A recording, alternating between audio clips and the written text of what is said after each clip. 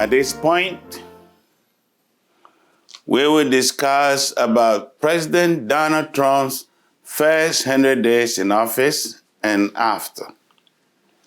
So now he is in a continuation for 4 years. So we will discuss some of his major policies.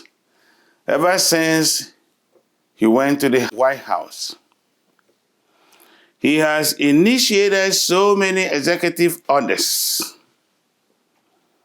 And his executive orders, we will first of all take on his trade policy. So like I said, this lecture is going to be in series. So I want viewers to view all other series. So we will tackle Donald Trump's trade policy. President Donald Trump has picked up a trade war on American major trading partners. His trade war has hit Canada, Mexico, and China. It has gone to the European lands. And today is all over the world. Everybody has to feel the pain of Donald Trump's trade war. He has imposed tariff on all countries around the globe. And he called his trade policy as retaliatory policy because America has been cheated for far too long. If it is a trade retaliatory policy, how can Canada impose tariff on America where there is a trade agreement? So is it a retaliatory policy on Canada? Is it a retaliatory policy on Mexico? Maybe he could be true for what he's saying, that his policy is a retaliatory policy because America has been cheated for far too long. And therefore, it is his attempt to balance America's trade deficit. Donald Trump's advisors have only given him the economic theory, its application, and its implementation. But they did not give him the outcome of the trade policy. They did not give him any historical analysis of a trade war, but they have given him the theory and how to implement it and the impact. Here, therefore, Donald Trump's objective is to protect American industries and to protect American products for Americans. Therefore, America is for Americans. To him, this trade war should be a win-win situation for America. But nobody knows the long-run effect, whether it's going to be a win-win situation for America. But at the moment, it's going to be a win-win situation for America. So people have to look at it that he is doing so well. But in modern times, trade does not only depend on absolute advantage. It does not depend on absolute advantage, but also on comparative advantage. If it is so, Donald Trump's advisors should have done their homework so well so that he can be so sure of himself, of what he is doing.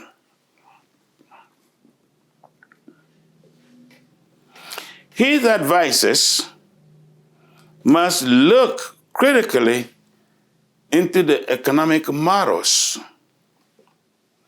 Usually people who advise conservatives are classical economists. And I always say classical economists, when they give advice to the conservatives, there is always a missing variable. But over here, let us assume they have done their homework so well. They have looked into the demand conditions and the demand variable T, which is the taste of Americans. If Americans have high taste for foreign products, then the tariff imposed must be so high in order to encourage Americans to buy American goods. And American producers should be able also to produce the goods for Americans. On the demand conditions, if Americans who buy foreign cars has perfectly inelastic demand, which means whatever price is given to them, they will buy it. To discourage them from buying foreign cars, then the tariff on foreign cars might be so high so as to encourage Americans to buy American cars. But sometimes consumers who face perfectly inelastic demand conditions will find it difficult to change their behavior. But over here, we assume that Donald Trump's economic advisors have done their homework so well, so that Donald Trump is going to succeed. But usually as classicals, trying to solve macroeconomic problem with micro approach, find it difficult sometimes to find a missing variable if there is a missing variable. But over here, we assume that they have done their homework so well that Donald Trump will succeed.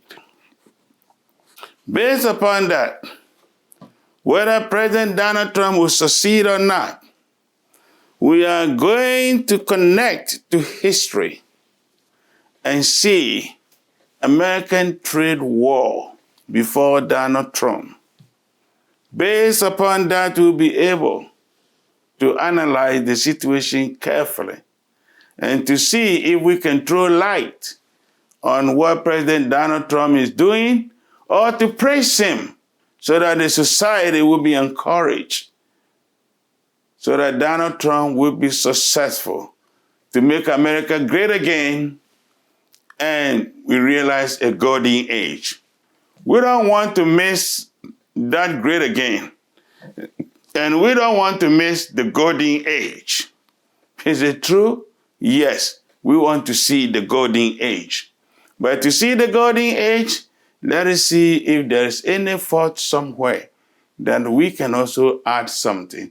We all know our voice may not even count, but to some degree, we will lay it down. And whoever will take it can take it. And if not, hey, we are ordinary people.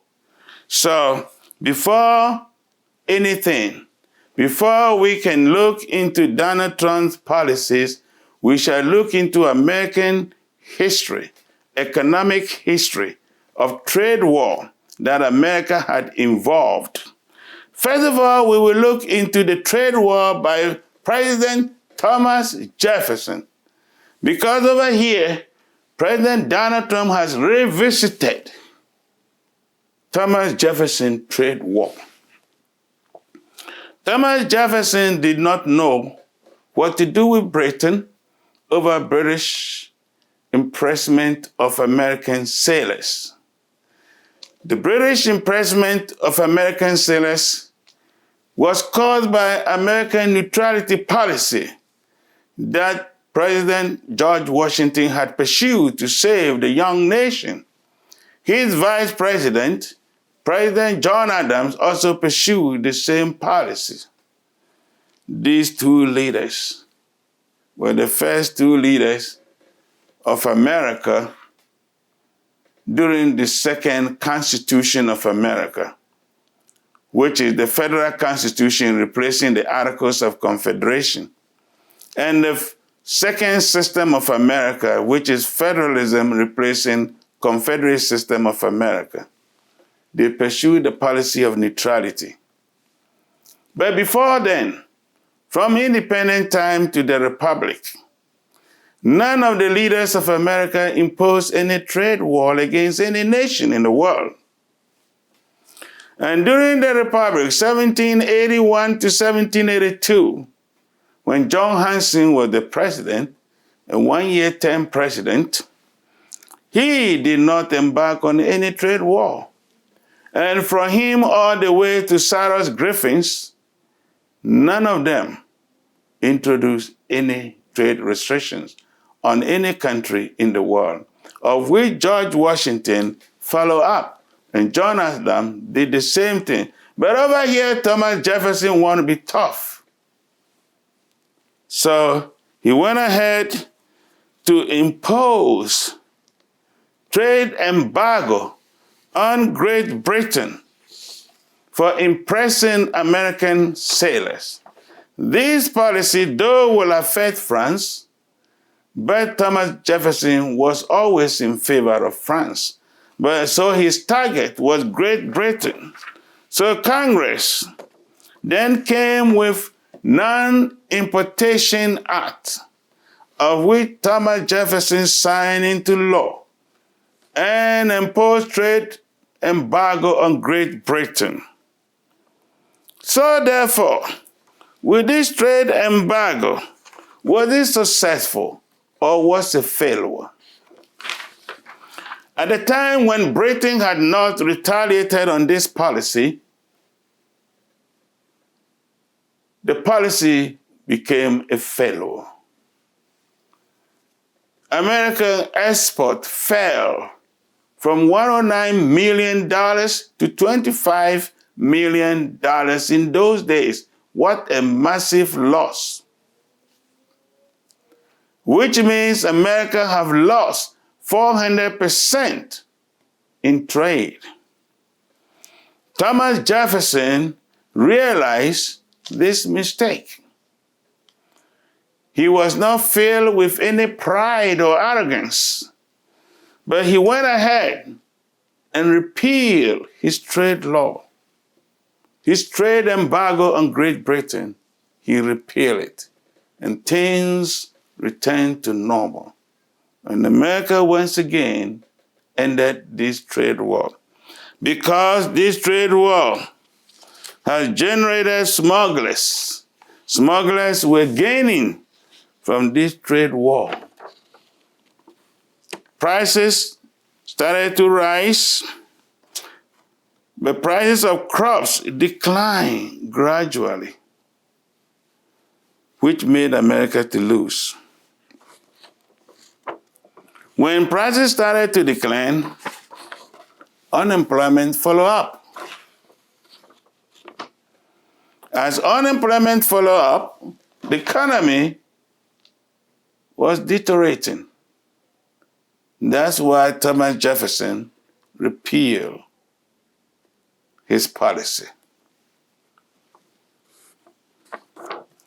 Then the second trade war on America happened in 1870s to 1890s.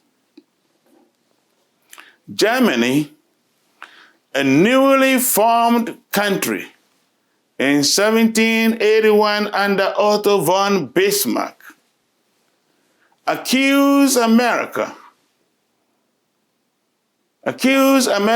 pork as causing trichinosis. American pork was causing trichinosis. And as a result, other European nations followed suit. Countries like Kingdom of Germany, the Kingdom of Italy,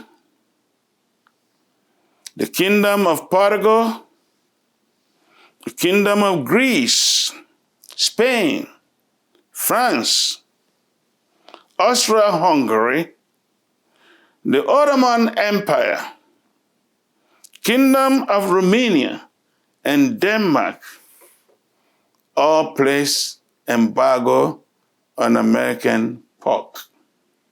They put trade restrictions on American pork. For almost 20 years, Americans were suffering in terms of their business in pork.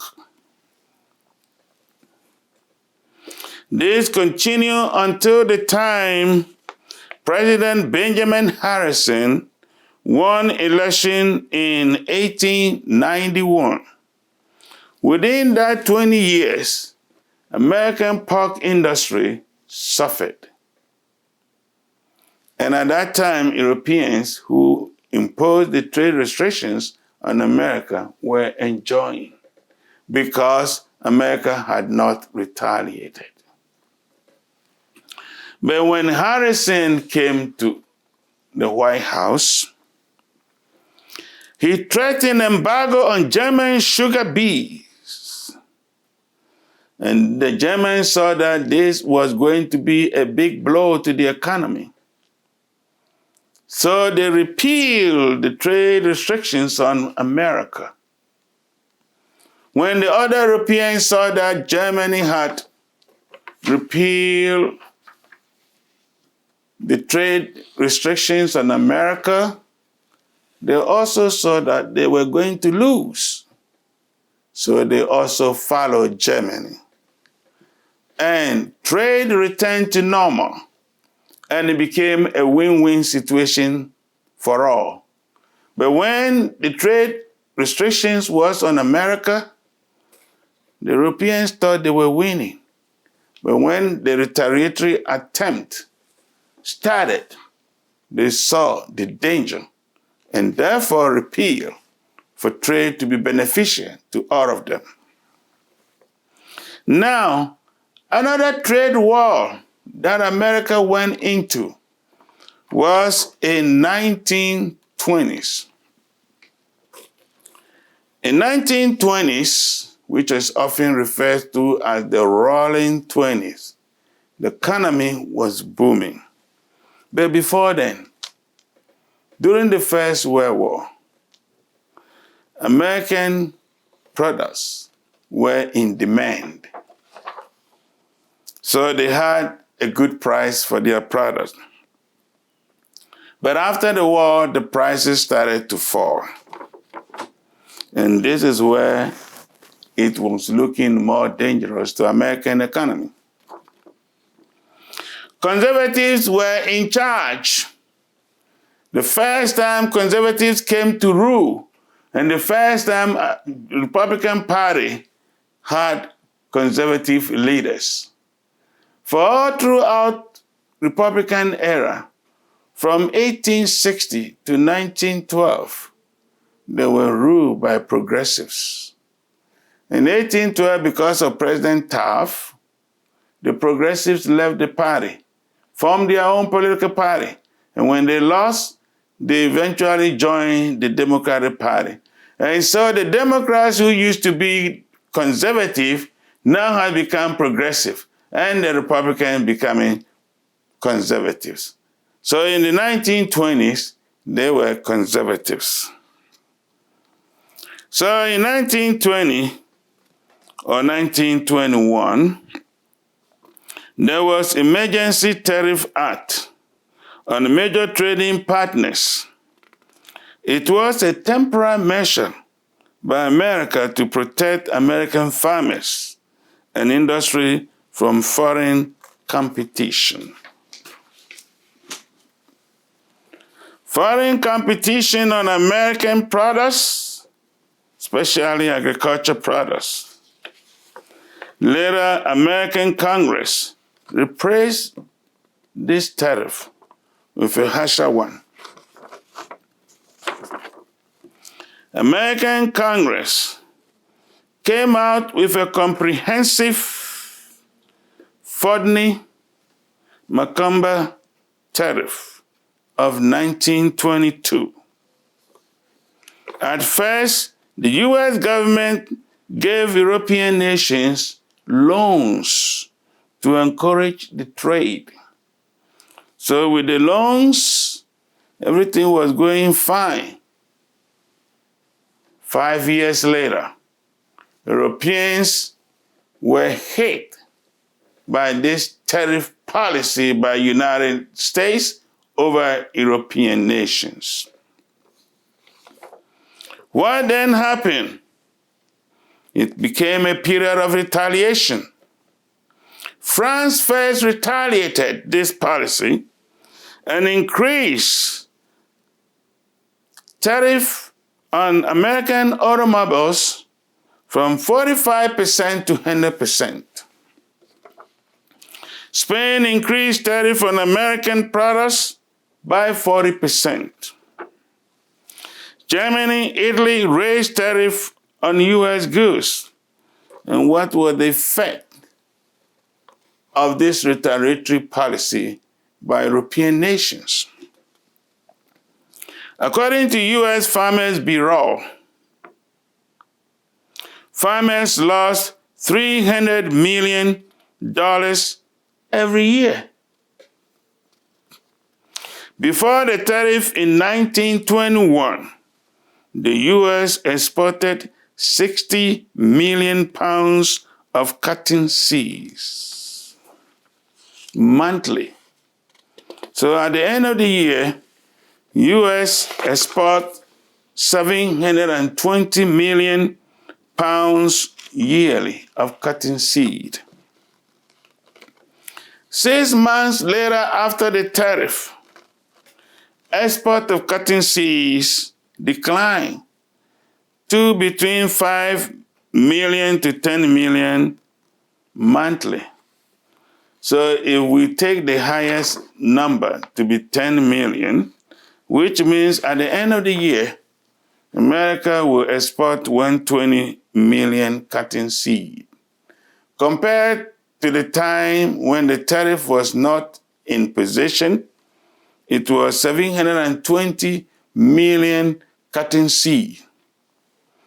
When you do the mathematics, at this point, America will have 600 million cotton seed unsold during the tariff.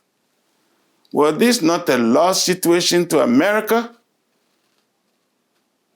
That the cotton seed that they could sell 720 million now has dropped, and 600 million cotton seed are left in America unsold.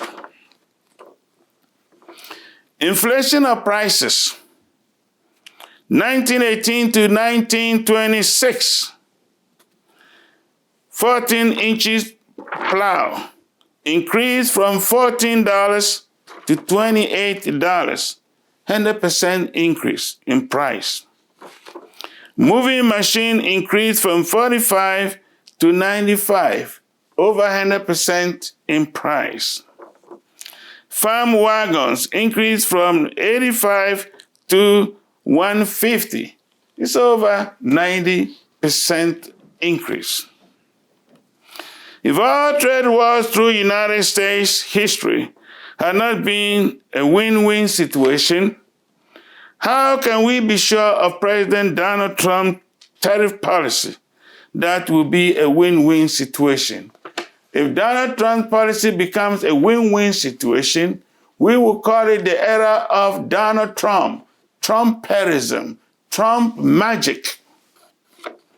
That everything Donald Trump touches becomes magical, because in the past it has been a failure. So at this point, his advisors might have examined situations carefully and has given him the right dose.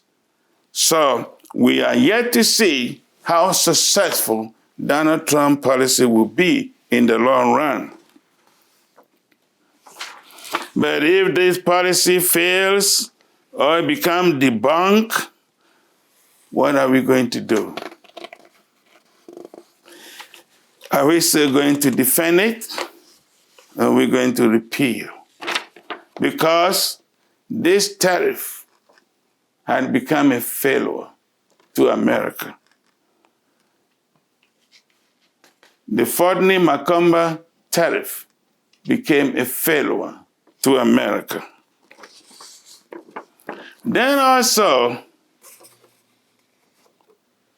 in 1930, under President Hoover, the die-hard conservative, saw that the Ph.D. tariff was not strong enough. And we can also say that the Ph.D. tariff eventually led the road to the Great Depression. It's part of the problems of the Great Depression because goods were not being sold. You produce and people are not buying. And people, if people are not buying, what happened? Employers will fire employees and unemployment will go up. People walk around without jobs. And that's what became the problem. There was no money given to people. And so the solution was not there. So President Hoover saw that there should be a harsher tariff to make America to win this trade war during the Great Depression. So in the 1930s, U.S. Congress passed the Smoot-Hawley Tariff Act. When this act was proposed and sent to President Hoover, people went to him, advising him to stop this policy coming into effect. Henry Ford himself spent time with President Hoover that he should prevent this tariff coming into effect. He should veto it. He gave a deaf ear to Henry Ford. Then also, President Hoover refused to listen to Thomas Lamont of J.P. Morgan, who urged him to veto the bill. He was almost on his knees, but Hoover refused. He believed himself of what he was doing and made the bill pass. And when this bill passed, the trade war became a failure to America. The Great Depression was deepened. America have no way around to solve this problem. Hoover couldn't solve the problem, and the Great Depression hung on America and the world until President Roosevelt came. Franklin Roosevelt then negotiated on trade, and things started to become normal. So through negotiation, rather than trade war, could solve the problem. If Hoover failed, and Harding had failed, Kevin Coolidge has also failed in the trade policy, how can we be sure that Donald Trump will win in his trade policy as far as tariff is concerned? Because all this era, from 1921 to 1929, it was tariff policy, and it was a failure.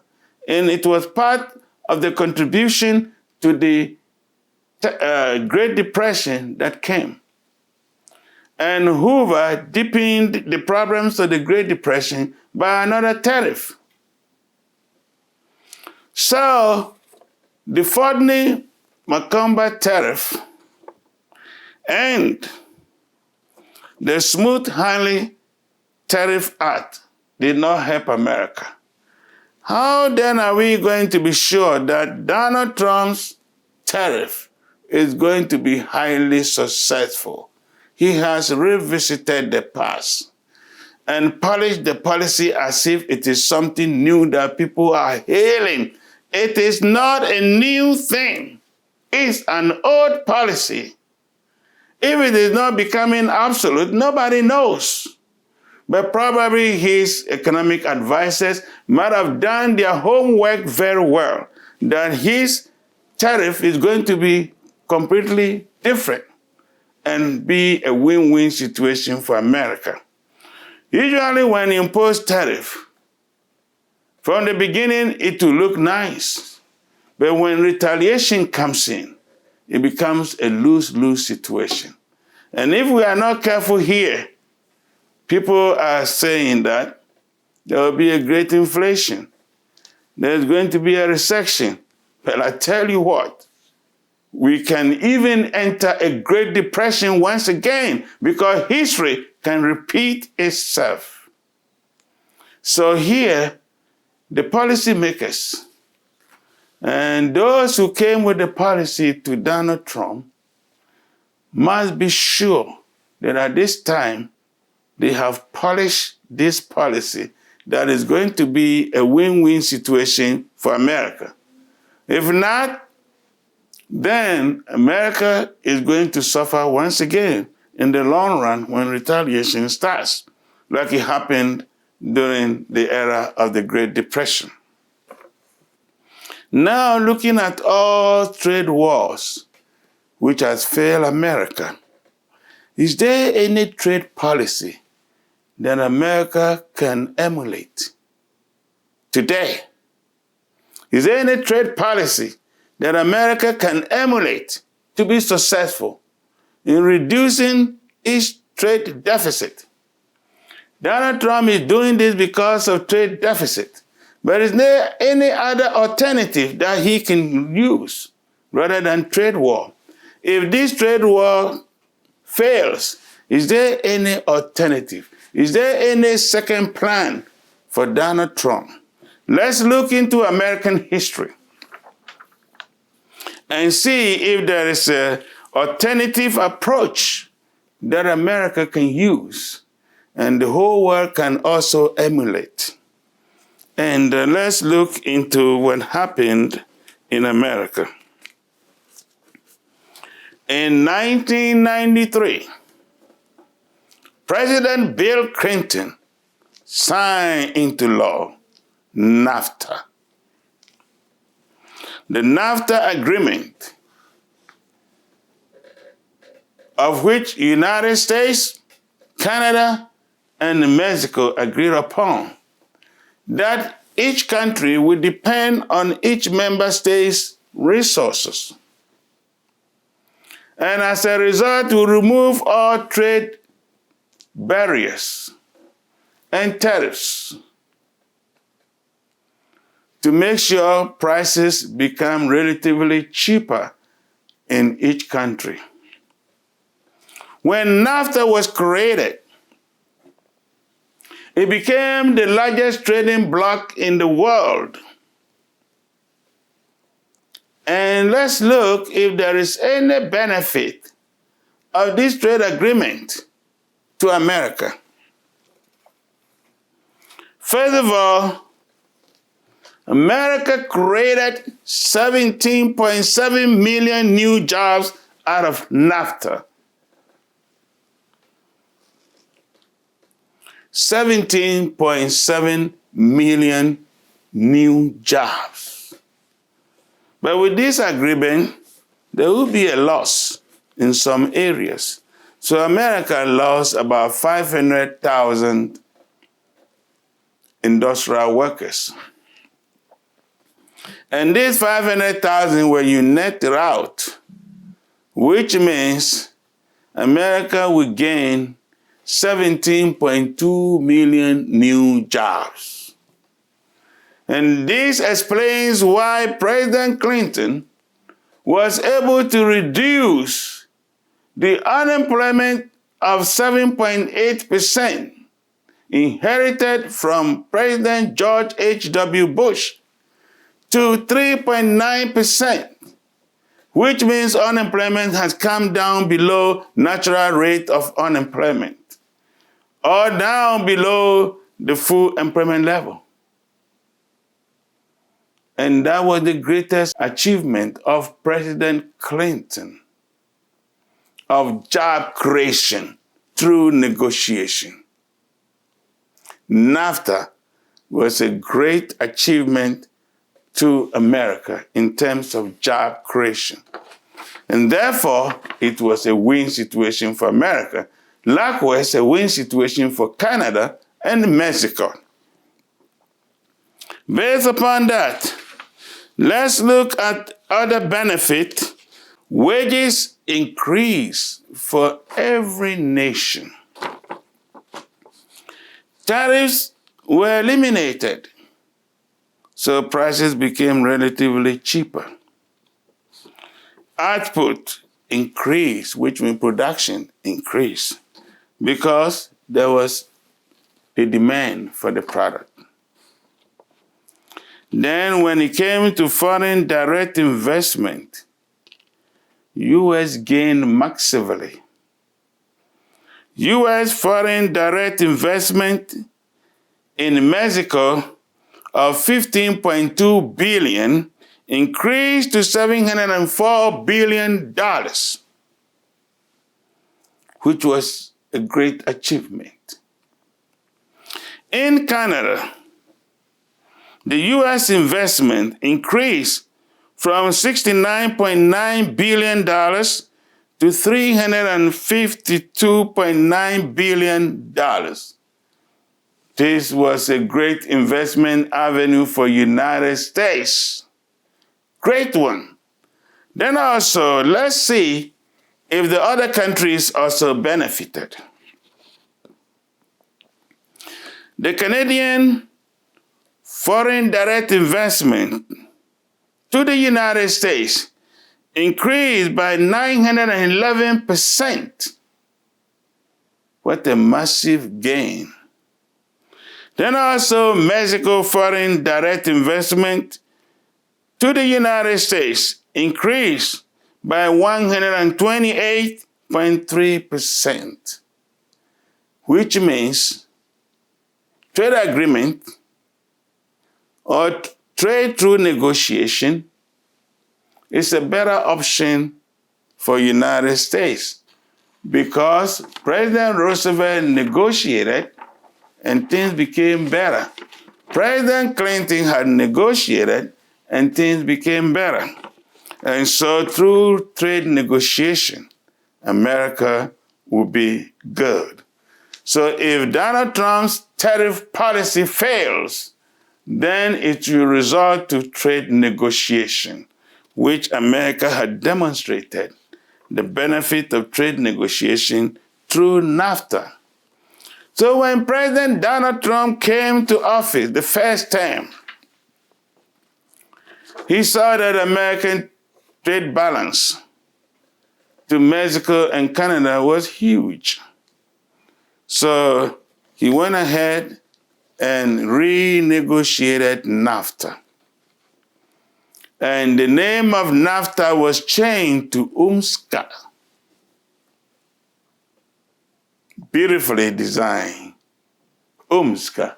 And Donald Trump praised his own negotiation powers. And he saw that this was good for America. He praised it. But now let's see what has happened. When he came the second time, what has happened? By his trade war, he has killed NAFTA. He has killed UMSCA, equally like Andrew Jackson, who killed the National Bank of America. For 71 years, America had no national bank. So Donald Trump has killed this trade agreement. And to get the trade agreement back would take years, because who would trust America? But Donald Trump has said He's going to make America great once again. Then America is going to see a golden age. And golden age, things are done smoothly, not through conflictual approach. So if things are going to be smoothly, this is what Donald Trump should look into. Donald Trump has his own strength. His strength is negotiation. It has been said that he has negotiation power. And if he has negotiation power, why his advisors suggested trade war? Trade war had never been successful in American history. But trade negotiation has helped America. So if his trade war becomes debunked, then the alternative way is to negotiate. And he has to sharpen his negotiation skills in this area because he has already killed NAFTA. So America doesn't have that kind of trade partnership again. He's threatening China and has even double and quadruple China's tariff. But you are protecting America car manufacturers, right? But trade today depends on comparative advantage.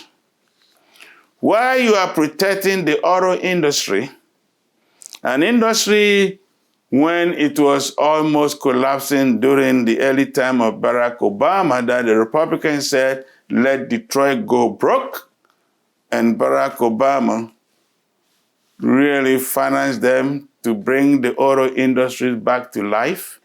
Today, this is an area Donald Trump is saying to protect manufacturing jobs in America. But what about the farmers? Does he know that China buys American farm products? And so, with your high tariff on China, China can retaliate. And American farmers on soya beans are going to suffer. And China can find alternative way of getting soya beans in the long run. And if all countries are producing and sales are not going on, what are we going to expect? A Great Depression once again. Be careful, for history can repeat itself. And therefore, with NAFTA, it has been proven that trade negotiation is far more better to America than trade wars. So this is a tidbit for President Donald Trump and his advisors to go into the history of America and shape American trade policy very well. For it has become very controversial today. Every day you hear in the news about trade policy, and the major economic policy in America today. That is the foreign economic policy, trade war. Now it's ringing everywhere in America and around the globe. How are we going to extricate ourselves if this policy becomes debunked? Here, therefore, we will say, based upon history, America had never won a trade war. So, will Donald Trump take advice? He is sure of himself like President Hoover. There's nothing that can change him. If you are not within the inner circle, you can't say anything. But over here, we are pointing out, I'm pointing out to him, that trade war had never been a successful policy for the United States of America. And if that's what he believed and had done his homework very well, then at this time, we expect something different. But if not, it could be the same thing. Initially, the trade war can be successful for America in a way, but when retaliation comes, probably he may not be in office. Or he can seek the third term that he is claiming to be. And if carefulness is not taken into consideration, we shall see something different in America. So, Americans, it is time for you to think and rethink based upon history. But if history is not to be taken, let's move ahead. When it becomes a failure, we will once again reshape our minds to bring America back. But we have to see America great again under President Donald Trump. And we have to see the golden age. And so this is a trying moment for us to see if the tariff policy will be successful. But if not, Donald Trump has his skills of negotiation. He has negotiation powers. Why don't you allow him? His advisors should look also at his powers and give him his chance, his opportunity to demonstrate his own skills. But by forcing tariff on him, if that is his new star, let us see how successful it will be. But if not, there is always a danger in trade war. Here we will say, long live America, long live Donald Trump, welcome to trade war. But be careful of trade war. It can debunk. Be careful. Get your skills ready and start to negotiate, and negotiate very well. There is always many ways to solve trade deficit. So look into it carefully. You will come out with a solution. I know you don't listen to anybody, and so we cannot. We are ordinary people. But we can also say something. Therefore, we say trade war is very tricky for Americans. Sharpen your negotiation skills.